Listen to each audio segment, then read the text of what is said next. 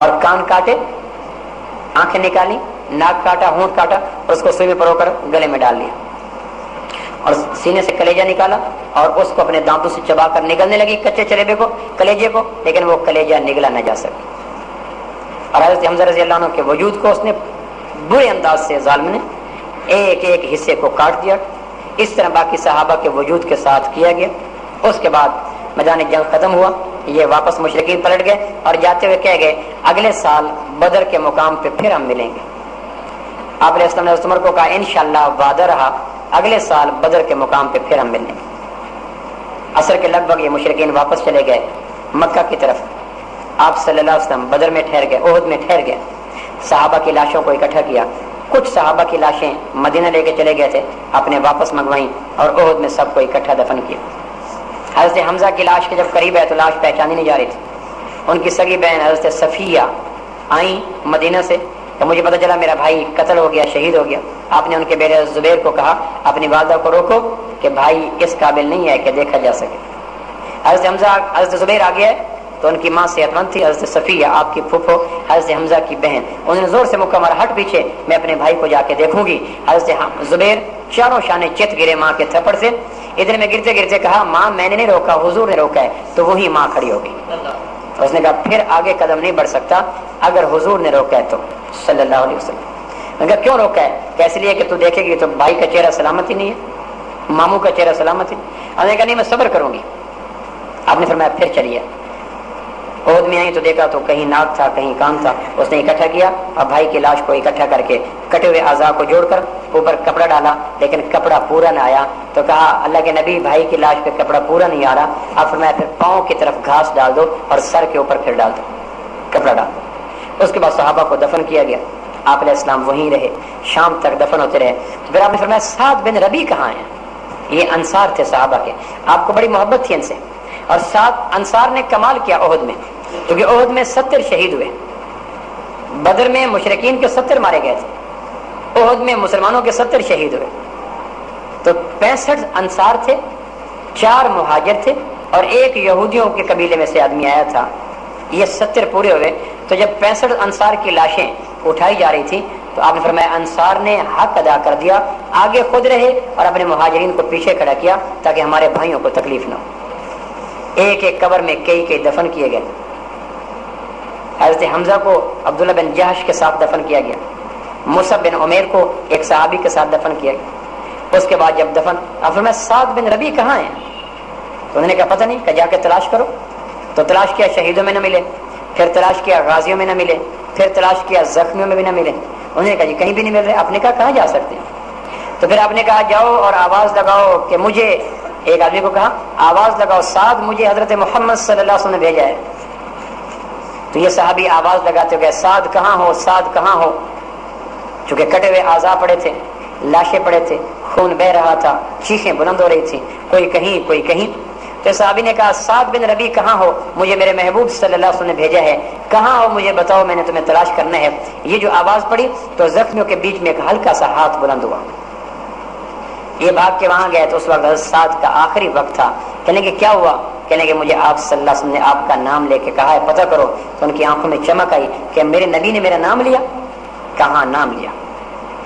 کہ اچھا اب مجھے نہیں امید کہ میں بچ سکوں گا، کیونکہ پوری بلیڈنگ ہو چکی تھی، خون نکل چکا تھا۔ جاتے جاتے حضرت سعد نے ایک جملہ کہا کہ میرے محبوب علیہ السلام سے جا کے کہنا کہ اللہ آپ کو وہ جزا دے جس جزا کے آپ مستحق ہیں، کہ آپ نے ہمارے اوپر احسان کیا، اسلام ہم تک پہنچایا۔ اور جا کر میرے قبیلے اور باقی مسلمانوں سے کہہ دینا کہ جا کے انہیں کہنا کہ اگر کوئی ماتھے پہ آنکھ سلامت رہی اور کوئی کافر حضور تک پہنچ گیا تو قیامت والے دن کوئی بھی نیکی کام نہیں آ سکے گی۔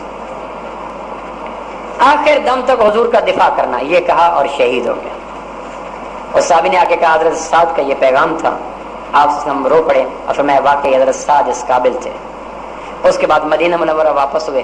مدینہ منورہ جب واپس ہوئے تو حضرت حمنہ بنت جہش ایک صحابیہ تھی، حضرت حمنہ بنت جہش ایک صحابیہ تھی، ان کا بھائی اس جنگ میں شہید ہوا عبداللہ بن جہش، ان کا باپ ماموں اس جنگ میں شہید ہوئے حضرت حمزہ، اور ان کا شوہر اسی جنگ میں شہید ہوئے حضرت مصعب بن عمیر۔ ایک عورت کا باپ بھی شہید ہو جائے، بھائی بھی شہید ہو جائے، شوہر بھی شہید ہو جائے۔ جب واپس آئے تو حضرت حمزہ نے پوچھا اللہ کے نبی میرے باپ کا کیا بنا؟ کہا شہید ہو گئے۔ میرے بھائی کا کیا بنا؟ ماموں کا کیا بنا؟ کہ شہید ہو گیا۔ میرے شوہر کا کیا بنا؟ کہ وہ بھی شہید ہو گئے۔ تو حضرت حمنا چیخ کے رو پڑی۔ آپ فرمائے عورت کے دل میں شوہر کی کتنی محبت ہوتی ہے۔ ایک صحابیہ ملی مدینہ سے واپسی پر، اس نے ایک آدمی سے پوچھا میرے بھائی کا کیا بنا؟ کہ وہ شہید ہو گیا تھا۔ باپ کا کیا بنا؟ وہ بھی شہید ہو گیا تھا۔ بیٹے کا کیا بنا؟ وہ بھی شہید ہو گیا تھا۔ اس نے کہا میرے نبی کا کیا بنا؟ کہ وہ سلامت ہیں۔ کہنے کہ مجھے میرے اپنی آنکھوں سے اپنے نبی کا ایک دیدار کروا دو۔ انہوں نے پکڑ کے حضور اسلام کے پاس لائے۔ آپ علیہ السلام کے چونکہ وجود مبارک پہ خون تھا، حضرت فاطمہ ساتھ ساتھ تھی، تو انہوں نے کہا وہ ہیں نبی۔ تو آپ علیہ السلام کی ذات کو دیکھ کے کہنے لگے اللہ کے نبی آپ کو دیکھنے کے بعد باپ بھائی اور بیٹے سب کا غم جاتا رہا، کیونکہ آپ سلامت ہیں، سب سلامت ہیں۔ تو آپ نے دیکھا کہ انصار کی خواتین رو رہی تھی، کوئی بیٹے کو، کوئی بھائی کو، کوئی باپ کو، کوئی شوہر کو۔ آپ فرمایا میرے ماموں حضرت حمزہ کو تو رونے والا ہی کوئی نہیں، میرے چچا کو، کیونکہ حضرت حمزہ مکہ سے آئے تھے۔ اس پہ انصار نے کہا جلدی جاؤ، حضور صلی اللہ علیہ وسلم کے حضرت چچا حضرت حمزہ کو تو رونے والے کوئی نہیں۔ تو پھر ساری انصار خواتین اپنے گھروں سے نکلی اور حضرت حمزہ پہ آ کے رونا شروع کر دیا۔ آپ فرمایا نہیں ماتم نہ کرو، شریعت میں ماتم حرام ہے۔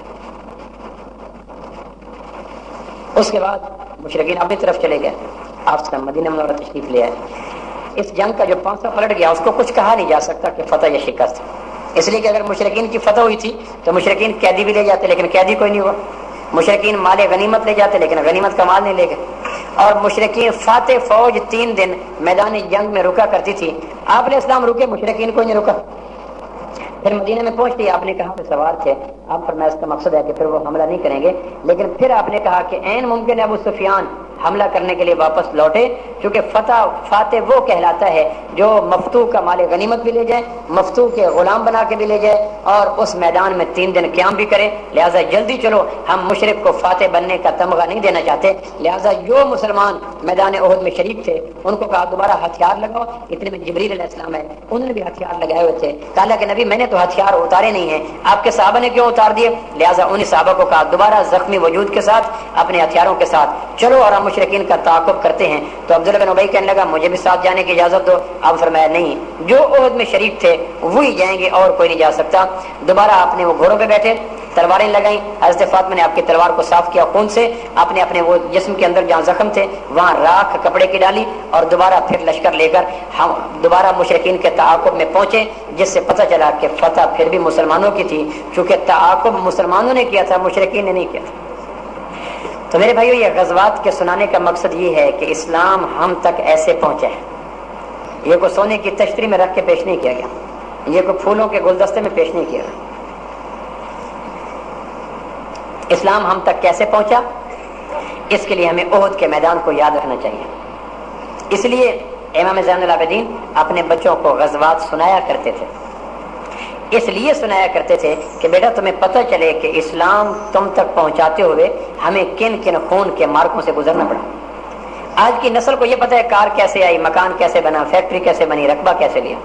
باپ بتاتا ہے بیٹا تمہیں کیا پتا میں نے کس طرح مشقت کر کر کے ایک دکان بنائی ہے، تمہیں کیسے پتا یہ رقبہ میں نے کس طرح بنایا ہے۔ لہٰذا 5 مرلے کے خاطر بھائی بھائی سے لڑ پڑتا ہے، بیٹا باپ سے، کیوں؟ پتہ ہے کہ اس رقبے کے حصول میں، اس کوٹھی کے حصول میں، اس فیکٹری کے حصول میں میرے باپ کی ہڈیاں گل گئیں، رگوں میں درد اتر گیا، ہڈیوں کا گودا تک پگھل گیا، اس لیے 1-1 روپے پہ جان دیتے ہیں۔ لیکن پتہ نہیں ہے کہ اسلام کیسے پہنچا، اس لیے نمازیں قضا ہو جائیں ہمیں پرواہ کوئی نہیں۔ ضروری ہے کہ نئی نسل کو بتلایا جائے کہ اسلام ہم تک کیسے پہنچا، اور وہ یہ غزوات سے پتہ چلتا ہے، اور کوئی صورت پتہ کی ہے نہیں۔ حج کے لیے میں نے گزارش کی تھی، حج کا پیکج جو تھا وہ مکمل ہو گیا، البتہ عمرے کا پیکج ابھی باقی ہے۔ جو لوگ عمرے کے لیے رمضان المبارک میں ہمارے ساتھ جانا چاہیں، بڑا آسان طریقہ ہے، ابھی سے وہ رانا اجاز صاحب سے مل لیں یا ڈاکٹر سلیم صاحب سے مل لیں، عمرے کی ساری تفصیلات ان کے پاس ہیں، وہاں جا کے احد بھی اپنی آنکھوں سے دیکھیں گے، وہ درہ بھی اب سلامت ہے، وہ درہ بھی دیکھیں گے، حضرت حمزہ کی وہ مقبرہ بھی سلامت ہے، وہاں بھی جائیں گے، آپ صلی اللہ علیہ وسلم کی وہ جگہ بھی سلامت ہے جہاں آپ نے وہ جس پتھر پہ جا کے بیٹھے وہ پتھر بھی سلامت ہے۔ یہ سارے منظر دیکھنے سے تعلق رکھتے ہیں۔ ویسے بھی آپ علیہ السلام نے فرمایا تھا جس نے رمضان المبارک میں عمرہ کیا اس نے میرے ساتھ حج کا ثواب لے لیا۔ اللہ توفیق دے تو اس نعمت کو ضرور حاصل کریں۔ جن بھائیوں کا شوق ہو رمضان المبارک میں عمرہ کی سعادت حاصل کرنے کا وہ ضرور تشریف لیں۔